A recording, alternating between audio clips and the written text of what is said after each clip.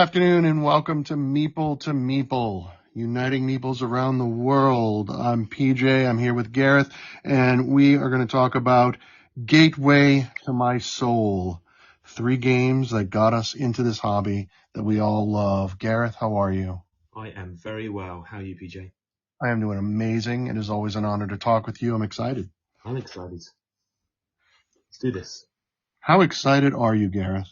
I am very excited to share the 3 games, and I'm going to do it in chronological order, that got me in this hobby, which we go right back to like in the 1980s, which is like an epic period of time anyway. Who can't beat 80s music? No, you can't. You can try. No. So tell me about the first game that got you into the hobby in the 80s. So going right back, my cousin, so I was probably around 11, 12, and he'd sort of got me a little bit into D&D. But not having the right group of friends, I was still looking for kind of an itch that would fill that kind of RPG role-playing bit that everyone was talking about. And I stumbled into Games Workshop, and on the shelf was a game called Talisman, which at that time was the 2nd edition. I think we're now on the 4th edition, which I do own. Now, that game, actually from a board game perspective, is pretty simple. You roll some dice and you move around the board. But you've got that character evolution. Each character's got variable player powers. You've kind of got that kind of scratching that itch. I could be a good character. I could be a lawful. I can be an evil character. And I'm developing my skills, so I can go and slay monsters. I can go on quests. I can be turned into a crazy frog. And it just got us into playing board games, away from, your standard fare. And played it with my friends, my family. I remember playing it quite a lot in my teenage years with my sister and our group of common friends. And it's always been with me. And that 2nd edition copy I still have.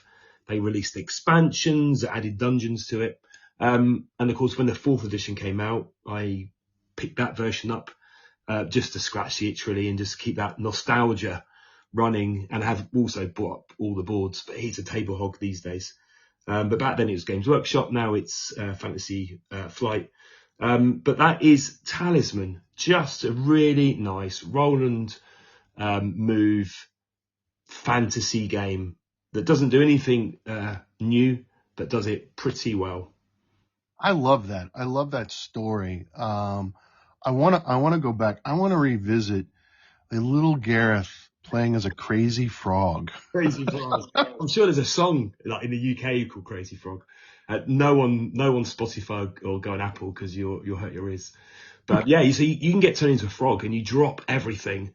And the game is last person standing. So you start on the outer edge of the map. It's generally okay. You have to cross and fight this badass knight, or you've got to find a raft across the river. And then you've got the kind of middle area that gets a bit tougher. And eventually you need to get into the inner areas, which I've now forgot what it's called. But it's one space at a time. Every space has got a challenge until you get to the center, and you put on the crown of commands, and all you have to do is zap people for 1 life a turn until everyone else is dead, and you are the sole champion. So it's tons of take that. Don't ever be friends. It's a kind of like beer and pretzel game where you just get your mates around, you just kind of play the game. I mean, it can go on for hours if you're not careful, even the core game. So there's lots of house rules, but if you add everything, and there's like, I think 10 to 15 expansions, it's like pretty much, it could be a day's adventure. That is crazy. That is insane. It's hardcore for what is, just a roll and move. There, yeah, you can definitely fill an afternoon up. But yeah, there's definitely something about those games in the 80s, right, where they could last forever. It's a simple mechanic that just, right? Yeah, definitely. I'm trying to think other games like, other games at the time. There was Blood Bowl. If you remember sort of the American football themed game. I think a bit later there was Mighty Empires, which was like a board game minis version that I seem to recall going on for hours. There was Dungeon Quest, which is like kind of a mix of hero quests and tile placement. That I've got a copy of that somewhere in the house. Was it Battle Lord? Battle Battle Lords? Law, yeah, Battle Law, Battle. Battle Lords, was it? Was it Yeah, Battle Lords? there's Car Wars. I remember as well. Oh my gosh. Now you're really taking me Yeah. back. Car Wars, which I can't remember who that was, the designer. Isn't it the same guy as Munchkin? Or am I talking? No. What's that? Who was the designer of Car Wars? Oh, is it Steve Jackson? Is that Munchkin? Same guy? A different guy? Yeah. No, same guy. Is it? Yeah, absolutely. Yeah, I remember those days. Those days as well. But yeah, that is Talisman. So that is my intro to board gaming. But there's then a very long gap. But I'll let you do your kind of intro to your first game, and then I'll explain why we had nearly a 20 or so year gap. Right. No, it's amazing how much you and our stories are so parallel in so many ways. So the very first game that got me into modern gaming was Axis and Allies by Milton Bradley. I was introduced to it by my older cousin on Christmas morning, 1988. Wow. It's not when the game came out, but he brought it over to my grandmother's house as the whole extended family would get together. Christmas morning, we'd come from our relative homes, go to my grandmother's and spend the day together. And he brought this game and he took me outside onto the porch. My grandmother didn't have a wraparound porch, but it went around the front and the side of the house. And we were on the corner, on the concrete, on the ground. And I don't think we left for like 6 hours. I think we missed everything. We didn't even get up for dinner. And he taught me Axis and Allies. And it was the first time that I was introduced to a 5-player game, which for me, that was unheard of, right? It was always maximum 4, right? Yeah. All the classic Ameritrash games, they're all 4-player. Sorry and Trouble and Monopoly. They're like these 4-player games. Or you had these party games that were more than 4, but a 5-player game. And if you have 5 players, you have teammates. That's unheard of. Yeah. Wait, I actually have a partner? Are you kidding me? And then it's World War II. So at the time, I was really big into military history. I was, that was kind of my favorite subject in school at the time. So it checked boxes for me that I had no idea. And it was a real game. And then it's my older cousin who I've looked up to most of my life. And so for him to introduce this to me, it legitimized it in my little, 8th grade brain. And I'm like, this is it. And I asked my mom for a copy and she got it. And I played it all throughout high school. Yeah, it was just amazing. Got my high school history teacher to play it with us. Yeah, it was exciting. Like my high school was defined by this game. What is different between Axis and Allies? I guess a game I can remember from those days is Risk. What's different? So Risk, as you recall, you just basically have units, and it's all just sheer numbers, right? Yeah. In Axis and Allies, you have different components, and each component has a different target die roll to be successful when engaged in battle, right? So if I'm attacking with 5 infantry, I'm going to roll 5 dice, and every one that I roll is a successful hit. And then I've got tanks. If I've got 3 tanks, I'm going to roll 3 d6s, and for every 3 or less will be a hit. And then it introduced naval warfare. So you fought on land because you had tanks and infantry. Later editions, and God, there's so many editions of Axis and Allies. Later editions introduced artillery. You have anti-aircraft guns. You have factories. What is that? Oh, and there's money. So now it's economy. Oh man, yeah, I'm really sorry that I didn't keep the game. I got rid of it. Oh, you know what? It was also the first game, from my experience, to introduce an actual insert. Okay. right? It had styrofoam. I mean, okay, it was the 80s, because board game inserts are all the rage today. And it had these styrofoam inserts. So there was one for each country. So, the UK, the Soviet Union, and the United States Yeah. for the Allies, Japan and Germany. And it let you keep all your pieces separate. And then there was like one other one that kept all the like the little chips and the dice and the shared materials. It was also the first board game that was a trifold. You know what I mean? That's trifold board. That's Yeah. yeah, it's squared. Right, because if you think about it, Monopoly, Sorry, Candyland, all those classics, even Clue or Cluedo in England, it folds in half, Yeah. right? And the box was generally quite empty with it, apart from that, maybe a little bit of cardboard, Right. But boxes. Axis and Allies was just this huge box, and it was just really cumbersome to store. Granted, in a world, where we have Nemesis and Gloomhaven, Yeah. And big boxes is relative. storage solutions. And even Jamie Stegmaier with Stonemeyer, right? Yeah, yeah. Even the most He's now giving us. concrete. Yeah, we got the wine crate for viticulture. We got the big legendary box for Scythe.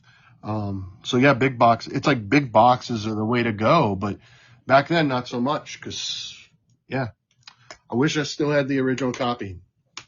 Now there's a Europe version. There's a Pacific version. There's just the Battle of Guadalcanal. There's D-Day. I mean, it's. Would you add it back to your collection? What's that? Would you add it back in your collection?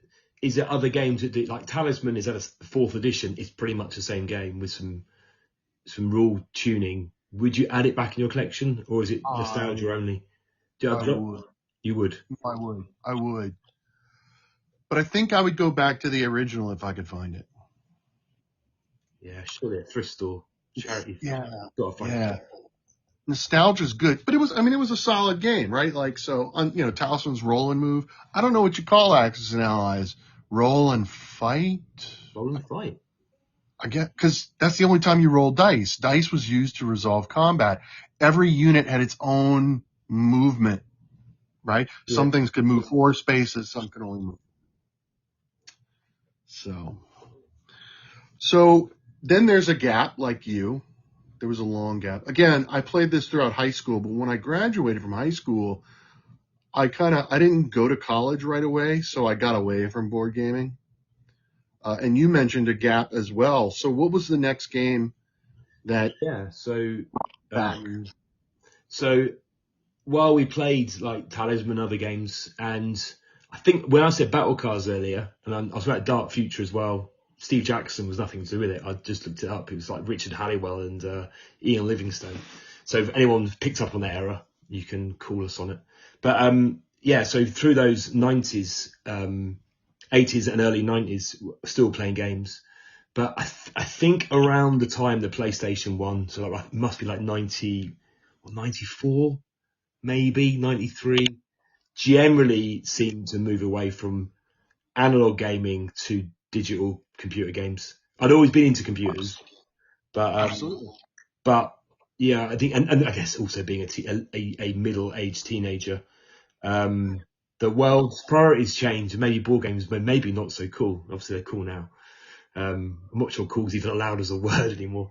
But I think about 20 years goes by, and while playing, I'm sure Talisman had got dusted off at certain Christmas celebrations, and card games were always part of family holidays.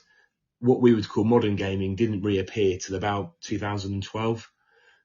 So I reckon it's about a 20-year gap, probably from playing whichever those last few board games were in my teenage years, right through to, I guess, sort of my mid-30s. And our kids were sort of toddlers and sort of come up to 4 or 5. And they were obviously playing digital bits, and we were like, we've got to get off these and start doing things as a family, find some time together. So I can't quite remember.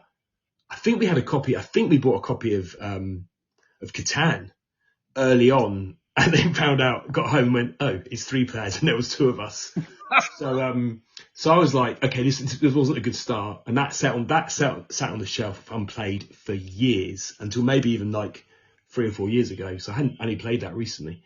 So I did some googling. I stumbled across this crazy world called Board Game Geek, and I think I did what are good 2-player games. And there was a whole list of things, but Lords of Waterdeep came up at that point. Again, I think it was released in 2012 as highly recommended. Obviously, it's got that D&D itch being based on the D&D world. So it's lighting up memories of sort of Talisman and sort of D&D early days.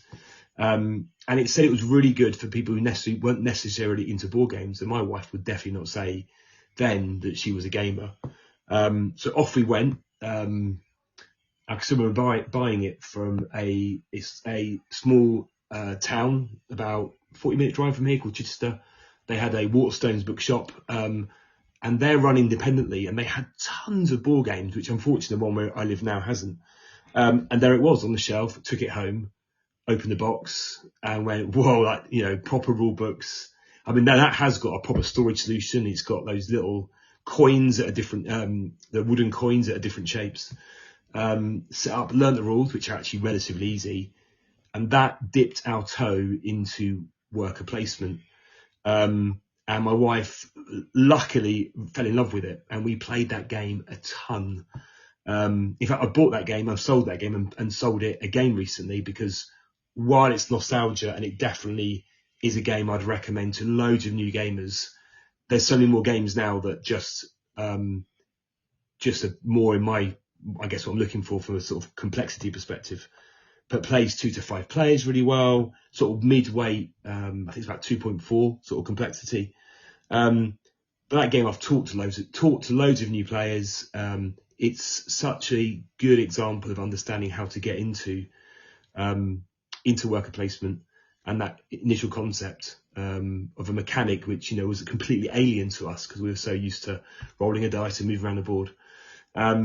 So yeah, Lords of Waterdeep landed on our table and opened up a world of board games, and to the point we're sat here today talking to you about the hobby and those gateway games to my soul that after I guess 10 years now playing modern board games I'll happily talk to, and will happily play that game with anybody who wants to sit down and be taught it. So that is how we got back into board games. I think the most startling part of that story is that you sold it, you bought it back, and then recently sold it again. I know. Even though I only bought it again like 2.5 years ago, but I'm out of space, and maybe we'll do an episode about the like collecting games and having to sell like one of your only children to make space for the next child that's on its way. To be fair, those of you listening, I am a proponent of selling games and culling your collection, so I understand. Yeah, and it's a big box, but it's gone to somebody who I know, so it's not very far away, who's in our games group. So there's no, it's there if I want to play. Right, and that's a key, because that's a great game. Like I can't foresee selling my copy ever, just because it like you said, it's a solid worker placement.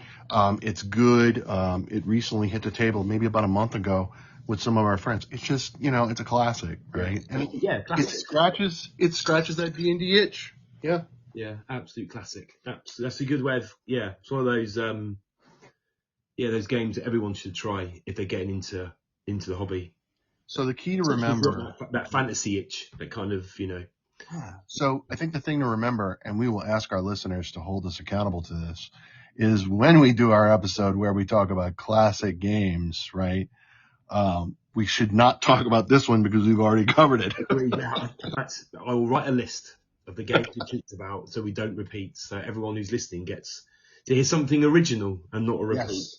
I have no doubt that we've got a friend. I can think of 2 of them off the top of my head who's going to start keeping a list of everything we talk about. If they've been writing a list, those people who they know they are, why don't they write a list for me and send it to me on my Instagram handle? That is right. Yep. That'll save me some time. So, PJ, what is the game that got you back into gaming after a bit of a time away? So, like I said, I didn't go to college right away. after high school, so I didn't have a lot of gaming friends. Obviously, I was doing whatever, stupid teenager in 20 something, whatever. I got back to school. Oh, maybe been 26 years old, and I was living with two friends. So there was three of us. So that's the magic number right there. And if you haven't already figured it out, you know what game I'm about to talk about. Is there were three of us living in an apartment, and a friend of mine had earlier introduced me to this really weird game out of Germany where you don't know who wins till the end, and this concept called Euro games. Like, I don't know what that is, but he introduced me, and I'm like, okay. And if you haven't guessed it, it is in fact the Settlers of Catan. Um, so I introduced it to my friends, my roommates. We were all going to college, and we had a dining room table, and Catan was permanently set up Wow. for four players at any time. Because if we have a friend over, we got four. If we don't have a friend over, you can just set aside the. I know that for those of you who don't know, Gareth plays blue, so we just put blue to the side. Oh, I know that's a crime in your world, but so yeah, and we would play Catan, and it would not be surprising for me. I was working an evening job where I was coming home at 11 at night, so I'm in class during the day and I get off at 11. I would come home from work, and the beauty is I would get to do my homework while I was at work, so I was free if I wanted to. And if my roommates weren't already in the middle of a Catan game, uh, one of my roommates would hand me a beer, and we would sit down and play Catan until 2 a.m. It was not unheard of. Just the constant games of Catan, and then of course Seafarers. I picked up a copy, and we're talking like mine is so old because there's been so many editions of Catan now. yeah. Like mine is out of print. It's hard to find. Like, you know, it's a nightmare. But I got Cities and Knights, and then we've got the Traders and Barbarians. And then later on I took it to grad school with me and had some friends who were light gamers, and they were excited to have something to do for an evening, at least one night a week, right? We always have game night, and we play. So we play Settlers, and I found a copy of a book in German. I was like, well, this is a great way to learn German. I know the vocabulary in English, so I should be able to do this. And it had all these scenarios, and it's crazy. I still have, because I know you're going to ask, I still have all my original pieces, components. I have all my expansions, but I threw away the boxes. This was long before my passion for box art on the wall. Yeah. See, let it go. Long time ago. I've got this plastic bin, and I just keep it all. To be fair with you, I'm really thinking about doing an episode just on Catan and talk about all the components because it goes deep. You could probably do the same thing with Talisman with all the expansions. Yeah, easily. There you go. Yeah, so that's my reintroduction into, and from that moment on. So this is 2000. 2001. I went back to school in 2000. It was 2001 when we moved in together, the three of us. And from 2001 to 2005. And to be fair, I knew there were other games out there, but my roommates and my friends didn't seem to be interested in learning anything else. They were content. Yeah, I hear that Catan is just that. It kind of hits the mark of what people want without having to do anything too complex. Because it is easy to teach and play with lots of strategy, and people just go, "That's enough. That's my fix." And then you get tired of playing to 10 points, so we would agree upon it's like, so we're going to play to 15 tonight, right, guys? Yeah. So that was Catan. It got me back, and I never left. Never looked back. I've been in it since 2001, so that's 21 years ago. It's like a pro. Yeah. The silent killer. all that cardboard, all that time, but it's been fun. So what was the last game that, because we did agree to talk about 3 games, right? Yeah. That really kind of like, it stepped you over the edge. It was the moment where you're like, you know what, I am a gamer and I embrace that about myself, and there's just no compunction about it. Like, there was a moment after Waterdeep that you were like, this is great. It's elevated my gameplay, and it's the reason why you have that room that you're sitting in right now. That's floor to ceiling shelves of games. So this one, I kind of, there's so many to choose from. But I actually went for one that was released only 1 year later than Lords of Waterdeep. And anyone who's watched any of my Meeple Monday live shows on a Monday on Instagram know that when anyone asks what my favourite game is, I always talk about viticulture with Tuscany combined. So I actually wrote down viticulture because it was I think it was one of the first successful Kickstarters, and I'm sure Jamie Stegmaier he's written a book about these sort of things and talks about them quite a lot. And it was a game that really scratched that worker placement itch that I guess, learned maybe a year earlier from Lords of Waterdeep. But I have gone on to teach so many other people viticulture, whether they're new gamers, old gamers. I can teach it with my eyes shut. I would teach the basic game to like new players they get that itch. So I'd probably teach Viti over Lords these days. I just think it's got a bit more to it. And I guess the theme is probably a bit more accessible than D&D. But then I add Tuscany in the next time we see them, which it adds in that little bit more complexity. And while it's not the best worker placement game in the world, there's far more elegant versions. It just is a game that I'll happily sit at a table with. And someone says, how about a game of Viti? And it'll be on a table. It's a game that my friends, a bit like your Catan, we have played so many times as a group. There's always different ways to win. Even, with the more recent expansions, you don't even need to make any wine. You can win through other mechanics. And of course, last week on our doorstep landed the co-op expansion, along with the big box. And I have thrown away all my Viti boxes that everything else is in. But it's a game that, yes, it's an older game now, but has just got loads of good memories attached to it, and one that is good to introduce, like I said, new gamers to. Whenever I have somebody visit the house or I go to like a works do, which I've got one coming up and it's on the pile to take with me. So I get them hooked and then they'll be on to the bigger and better, heavier games. Like a drug pusher. Terrible thing. Cardboard. Absolutely. So that's my third game I chose. There's loads more, but we'll save those other games for another episode. So that means that when I eventually come to the UK and I come to visit you, viticulture will already be set up on the table? Yeah. Well, I can make it set up. It's very easy. I can set up with my eyes shut. No. Piggyback off of my story. When I arrive at your house, it needs to be set up on the table. Yeah, it'll be there waiting for you every time. I'm going to be like, I'm going to say hi to the kids real quick. Well, let's be fair. I'm going to say hi to Kira. And then I'm going to sit down and play viticulture. And that's it. And that'll be it. That's as if we've always known each other. And it feels that way. It does. It really does.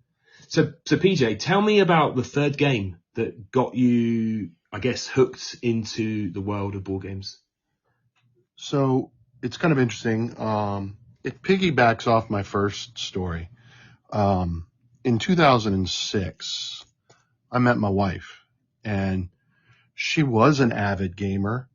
She had been steeped in Euro games, so she was far more advanced than I was, I guess you could say. But I embraced gaming. She knew that, I had been playing Catan for years, and there were a few other games that I had been playing. Yes.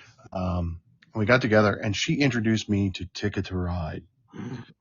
And I know Ticket to Ride. Ticket to Ride is a hot topic, man. Some people it can be divisive at times, but it's another Euro game where score at the end, and but it was a lot of fun. She introduced me to Marklin, which later Days of Wonder reprinted as Ticket to Ride Germany, right? Okay, yeah. So this is the original Marklin, and I'm like, and then everything's printed in German, and I'm like, what is going on?